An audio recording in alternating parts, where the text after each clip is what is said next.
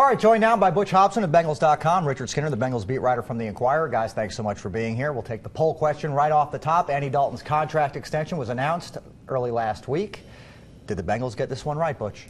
They paid him exactly what they should pay him. I think he was the 11th rated passer last year, and 12th, 10th, something like that. And I think he's got the 11th best per average year's salary.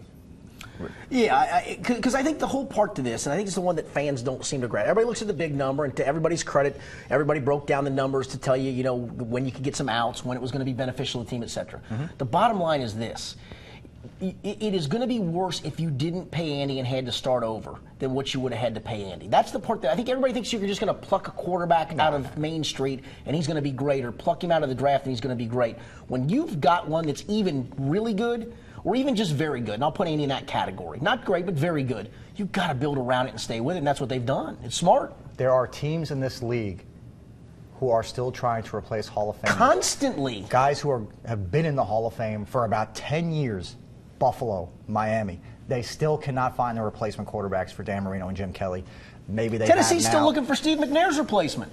When you have one who's been in the playoffs in each of his 3 first seasons. By the way, you know who's done that in the league? Nobody. Right. Not Breeze, Right. not Peyton, Right. not Brady, not Eli. Eli. The people that are complaining have to be the generation that missed Klingler and Achilles Smith. You're probably right about that. You can very easily screw it up. And those picks are so, whether it's coaching or the player or whatever it is, you're gone for a decade.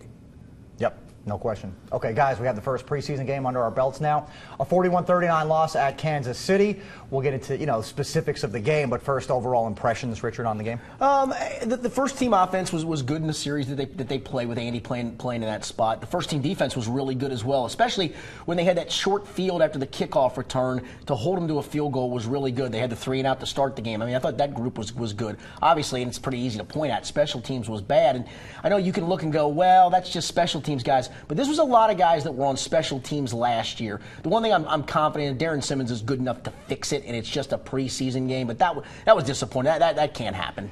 You talking about the punt return? And the kickoff return, both. Yeah. Well, the punt return, that's the Anthony Thomas making a play. And, he's good. He's very quick. He's very good. Butch, overall impressions of the game? The thing I took away from was that first team defense. They have picked up where they left off. No Mike Zimmer, no Mike Johnson, and these guys are just rolling and they're punching the clock. And Payco, and I tell you, a guy I'm really impressed with is Brandon Thompson. That whole defensive line, I think Amagus Hunt is much better than last year. Will Clark really showed, the rookie. So and again, guess what? Gino didn't play either, so that's the other part. And that was the thing about Gino's injury. The only good thing that came out of Gino's injuries is that guys like Thompson get a chance to play, and that Gilbert get a chance to move around. And remember, they didn't have Robert Gathers last year, and boom, first right play away. He's back, second strip. Yep, but no doubt. And Carlos Dunlap recovered that fumble.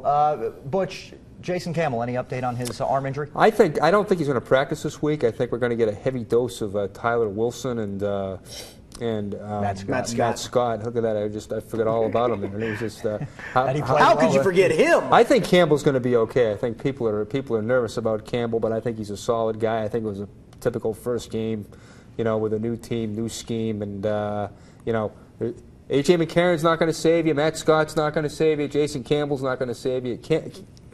Campbell's the guy, and if McCarron's not healthy enough, they'll go with 2 quarterbacks.